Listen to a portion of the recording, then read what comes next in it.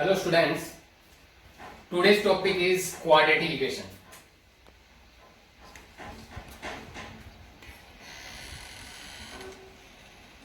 बेटा आज हम क्वाड्रेटिक इक्वेशन के बारे में पढ़ेंगे। ये आपकी क्लास 10th का चैप्टर नंबर 4 अभी, ठीक है। क्लास आपकी 10th का चैप्टर नंबर 4। बेटा क्वाड्रेटिक इक्वेशन को पढ़ने से पहले सबसे पहले हमें इक्वेशन के बारे में पता होना चाहिए, फिर उसके बाद हमें क्वाड्रेटिक के बारे में पता होना चाहिए इसको इस इक्वेशन को क्वाड्रेटिक इक्वेशन क्यों बोला गया है, ठीक है। इक्वेशन से पहले हमें ये पता होना चाहिए कि भी ये इक्वेशन बनी क्या है, किस किस चीजों का यूज हुआ है, तब जाके इसको इक्वेशन बोला गया है। तो उससे पहले हम इसके कुछ बेसिक कंसेप्ट पढ़ेंगे। उन्हीं बेसिक कंसेप्ट की शुरुआत में सबसे पहली टर्म आती है आपकी कांस्टेंट टर्म। सबसे पहली टर्म कौन सी आती है आपकी? Constant term. कांस्टेंट टर्म क्या होती है बेटा? Term whose value is not change, ठीक है। वो टर्म जिसकी वैल्यू क्या ना हो, चेंज ना हो। Terms you can say terms whose value is fixed is known as constant term। उसको क्या बोलेंगे? कांस्टेंट टर्म बोलेंगे बेटा। जिनकी वैल्यू फिक्स रहती है, कभी चेंज ना हो, उनको क्या बोलते हैं? हम कांस्टेंट टर्म बोलते हैं। जैसे for example 2 3 5 7 8 √2 √5 7/8 etc. Are constants. ये सभी क्या है? कांस्टेंट है बेटा। इनको कांस्टेंट क्यों बोला गया है? क्योंकि इनकी वैल्यू कभी भी चेंज नहीं होती। चाहे मैं आज बात करूं तो आज 2 की वैल्यू जो है वही वैल्यू कल रहनी है, और वही वैल्यू 10 साल बाद रहनी है, और वही वैल्यू 10 साल पहले थी।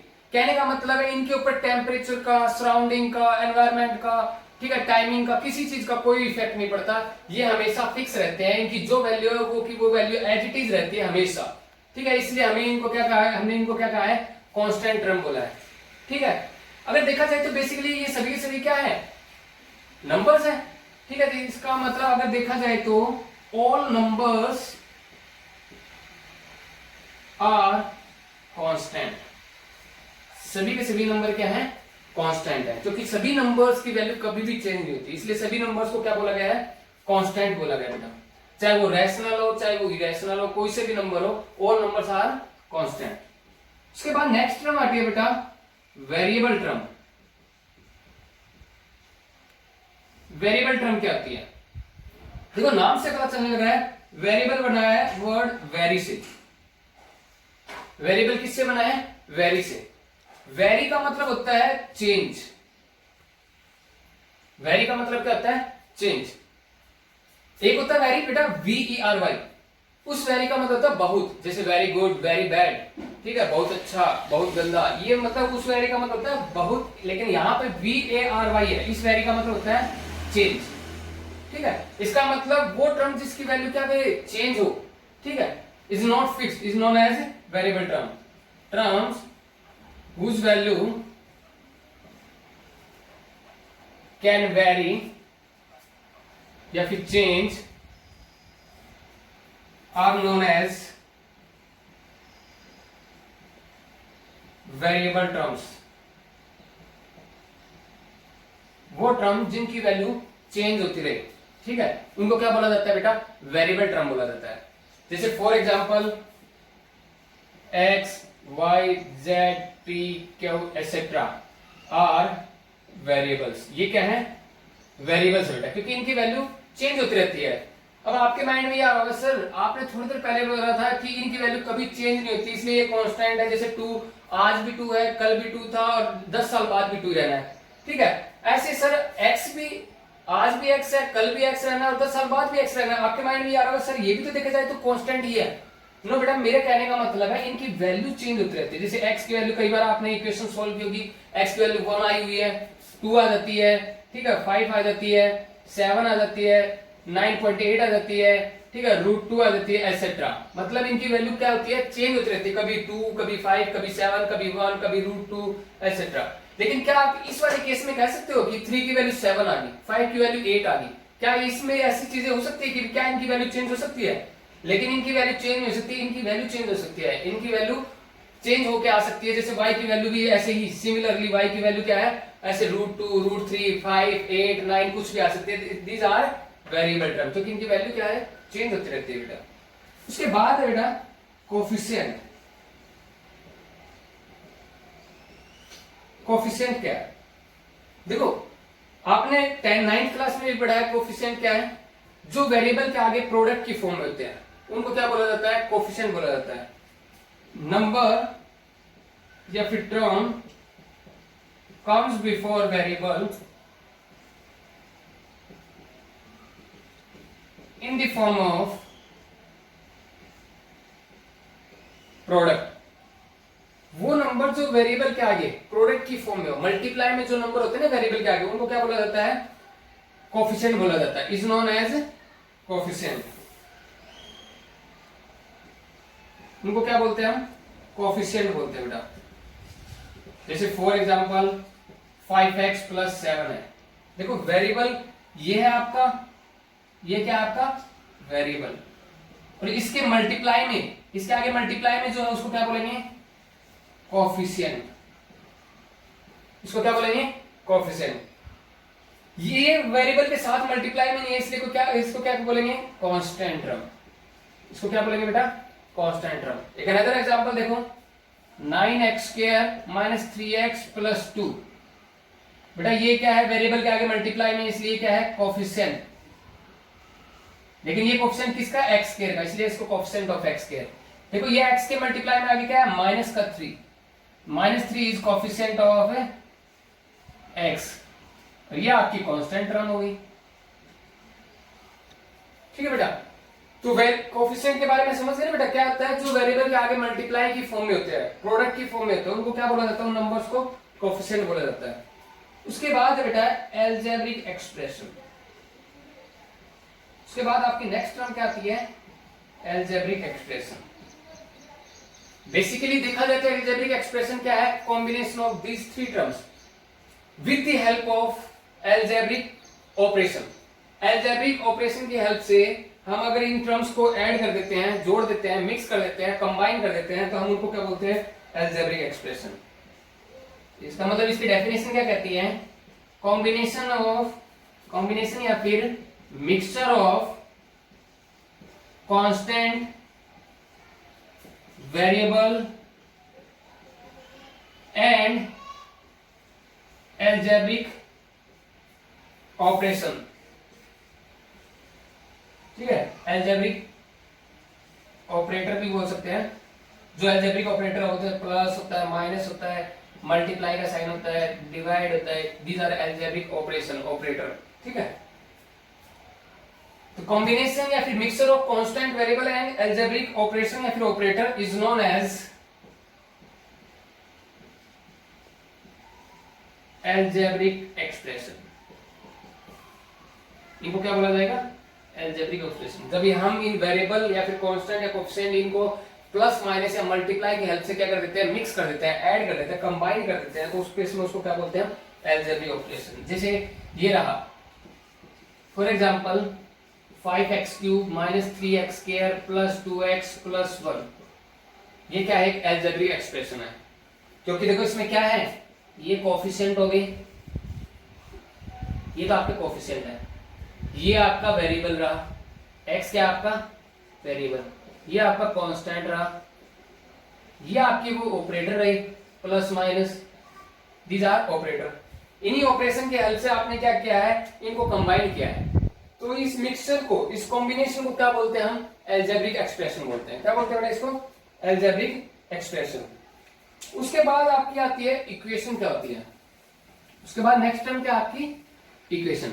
अभी हमने 4 टर्म के बारे में पढ़ा है, किस किस के बारे में, कांस्टेंट के बारे में पढ़ा है, वेरिएबल के बारे में पढ़ा है, उसके बाद हमने कोएफिशिएंट के बारे में पढ़ा, और उसके बाद नेक्स्ट टर्म पढ़ी, लास्ट हमने क्या पढ़ी है, एल्जेब्रिक एक्सप्रेशन। उसके बाद आती है इक्वेशन। इक्वेशन अगर देखा जाए तो वो ड्राइव हुई है किसी से, इस एल्जेब्रिक एक्सप्रेशन से ही ड्राइव हुई है। ठीक है, उसके बाद नेक्स्ट टर्म है इक्वेशन। तो बेटा नाम से पता चलने लग रहा है, जो इक्वेशन है वो हमें किससे मिली है, इक्वल के साइन से। यानी ये जो वर्ड बना है ना इक्वेशन, वो किससे बना है, इक्वल से बना है। ठीक है, जो साइन इक्वल का है, अगर हम उसी का यूज करते हैं अलजेब्रिक एक्सप्रेशन में तो क्या बन जाता है, इक्वेशन बन जाता है। इसका मतलब इसकी डेफिनेशन क्या कहती है, एन अलजेब्रिक एक्सप्रेशन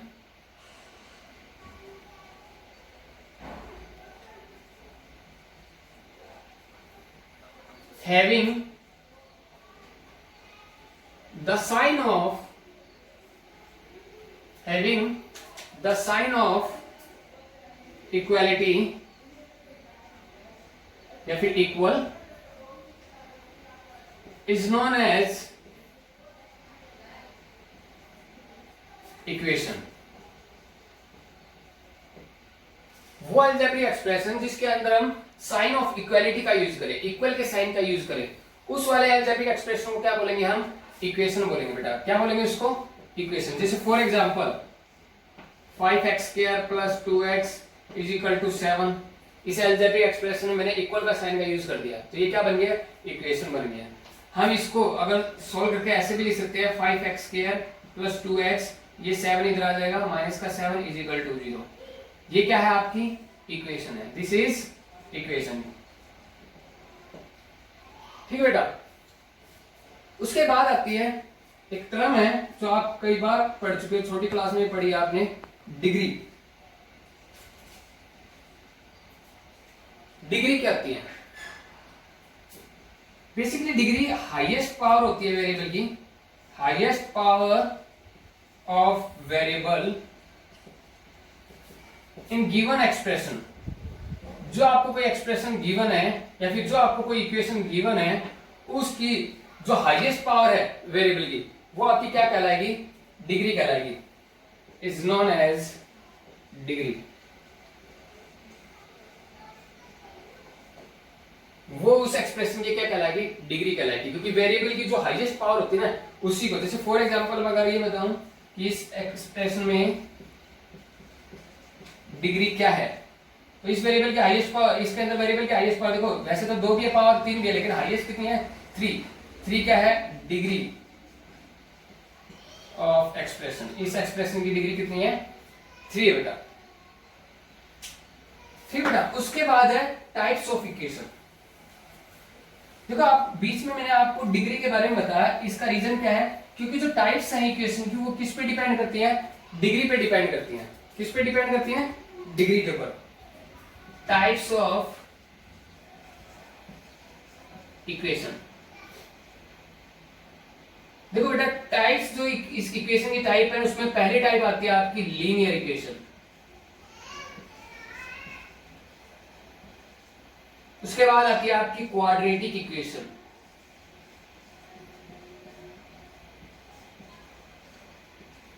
नेक्स्ट आती है आपकी क्यूबिक इक्वेशन।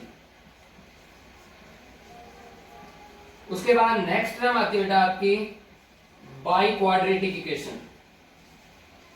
नेक्स्ट इक्वेशन क्या आपकी, बाई क्वाड्रेटिक इक्वेशन। ठीक है बेटा। वैसे आप ये चलते जाते हैं, लेकिन जो नेमिंग है वो बेसिकली 4 की गई है। नेमिंग में फर्स्ट आपकी जो टाइप बनती है वो लीनियर इक्वेशन बनती है, सेकंड है जो वो क्वाड्रेटिक इक्वेशन है, थर्ड है cubic equation and fourth is by quadratic equation. हम किसके बारे में पढ़ना चाह रहे हैं, क्योंकि देखो हमने लीनियर इक्वेशन तो देखा जाए तो 8th 7th क्लास में भी या फिर 9th क्लास तक में भी हमने क्या है, लीनियर इक्वेशन के बारे में पढ़ा है, बहुत अच्छे से पढ़ा है। ठीक है। लीनियर इक्वेशन क्या है, लीनियर इक्वेशन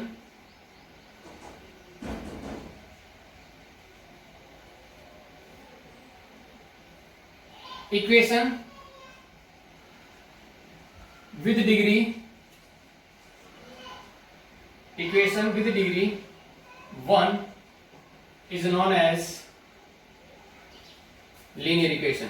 वो इक्वेशन जिसके अंदर वेरिएबल की हाईएस्ट पावर, डिग्री का मतलब वेरिएबल की हाईएस्ट पावर क्या हो, 1 हो, उसको क्या बोलेंगे हम, लीनियर इक्वेशन बोलेंगे।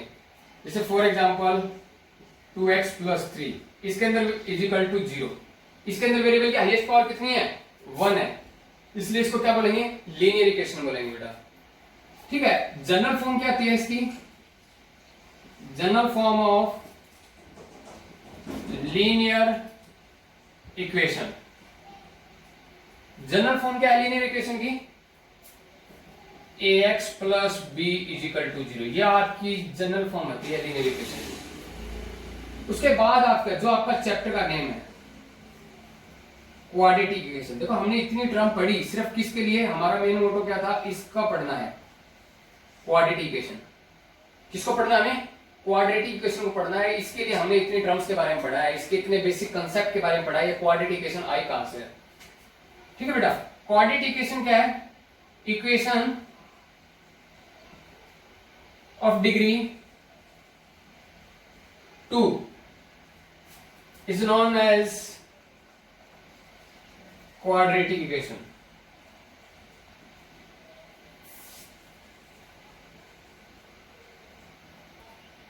वो इक्वेशन जिसके अंदर वेरिएबल के हाईएस्ट पावर, क्योंकि डिग्री का तो मतलब ये है ना बेटा, बार बार रिपीट कर रहा, डिग्री का मतलब क्या, हाईएस्ट पावर वेरिएबल।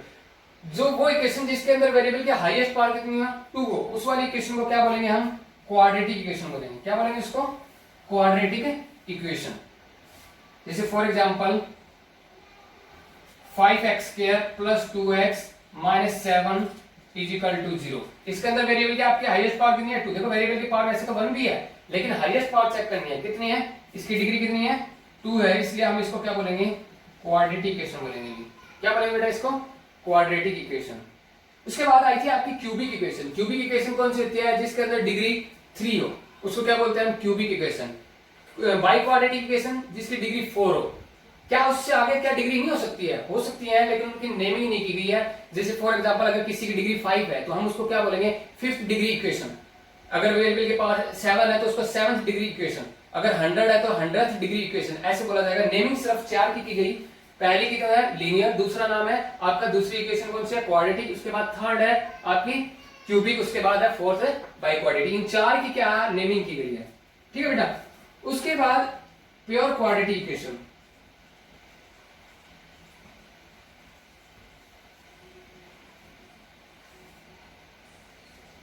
अगर हम इसकी जनरल फॉर्म के बारे में बात करें, एक बार इससे पहले हम प्योर क्वाड्रेटिक से पहले इसकी जनरल फॉर्म के बारे में बात करते हैं। जनरल फॉर्म क्या है इसकी बेटा, ax² plus bx plus c is equal to 0। क्या बेटा इसकी general form, ax² plus bx plus c is equal to 0। यहां पे भी मैंने एक बार मेंशन करना भूल गया, a is not equal to 0। जहां पे a की वैल्यू क्या नहीं होगी, 0 नहीं होगी। यहां पर a is not equal to 0, यहां पे भी a की वैल्यू क्या नहीं होगी, 0 ही नहीं होगी। क्योंकि अगर a अगर आपका 0 हो जाता है तो ये क्या है, क्वाड्रेटिक, ये खत्म हो जाएगा, डिग्री 1 बन जाएगी, तो फिर वो क्या बन जाएगी, लीनियर। तो इसके लिए कंपलसरी क्या है कि भी a की वैल्यू क्या नहीं हो सकती, 0 नहीं हो सकती, a is non 0। Pure quadratic equation, equation of the form of ax² plus b is equal to 0 is known as pure quadratic equation.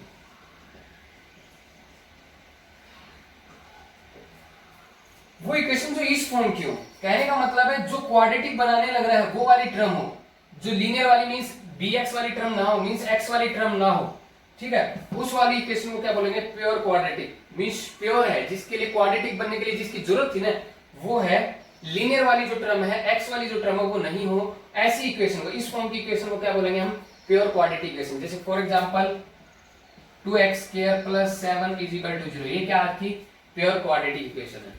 क्या आपकी है, प्योर क्वाड्रेटिक इक्वेशन। आपने क्वाड्रेटिक इक्वेशन की डेफिनेशन पढ़ लिया, आपका चैप्टर का नेम था क्वाड्रेटिक इक्वेशन। हम सिर्फ अभी तक इसके बारे में जाना हमने कि ये क्वाड्रेटिक इक्वेशन होती क्या है। अब चैप्टर के भीतर क्या है भाई, चैप्टर के अंदर सिर्फ ऐसा तो नहीं है कि भी ओनली डेफिनेशन के बारे में बताया गया होगा, और भी बहुत सी चीजें होंगी, ठीक है। चैप्टर में किस किस के बारे में बताया गया है, देखो हमने डेफिनेशन पढ़ी अभी, उसके बाद आते हैं इसके सॉल्यूशन के बारे में, ठीक है। उसके बाद है solution of quadratic equation.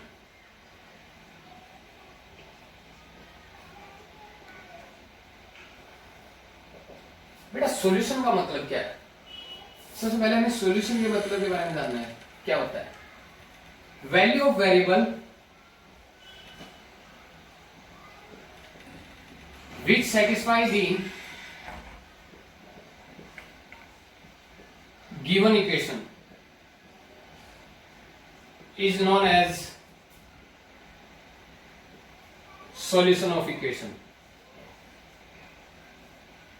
Variable की वो वैल्यू जो उस इक्वेशन में पुट करने के बाद उसकी लेफ्ट हैंड साइड और राइट हैंड साइड को इक्वल बना दे। सेटिस्फाई का मतलब क्या है, उसकी लेफ्ट हैंड साइड और राइट हैंड साइड को क्या कर दे, इक्वल कर दे, उसको क्या बोलते हैं हम, सॉल्यूशन बोलते हैं। हमें सॉल्यूशन किसके बारे में, किसका पढ़ना है, क्वाड्रेटिक इक्वेशन का।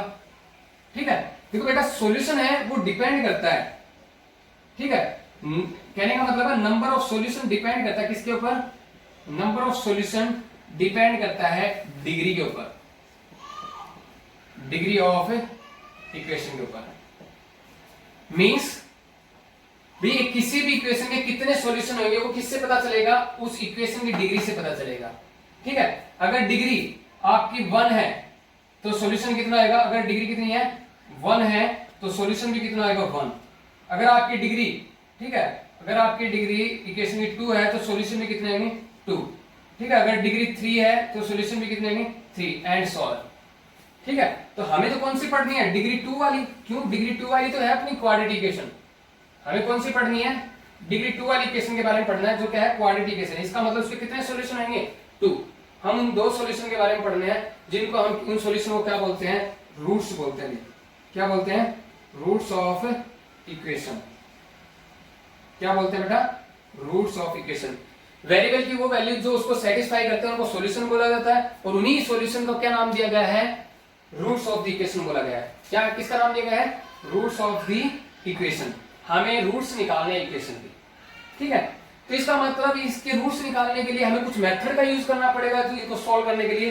तो उसके लिए हमें कुछ मेथड्स गिवन है, methods to solve the quadratic equation. हमें कुछ मेथड्स दिए गए हैं क्वाड्रेटिक इक्वेशन को सॉल्व करने के, जिसमें पहला मेथड आता है आपका फैक्टराइजेशन मेथड। सबसे पहला मेथड कौन सा आता है आपका, फैक्टराइजेशन मेथड। सबसे फर्स्ट मेथड कौन सा बेटा, फैक्टराइजेशन मेथड। या आपने 9th में भी पढ़ा है, बहुत अच्छे से किया है फैक्टराइजेशन मेथड को। सेकंड आता है आपका bye completing square, bye completing square. उसके बाद थर्ड मेथड आता है बेटा आपका बाय क्वाड्रेटिक फॉर्मूला।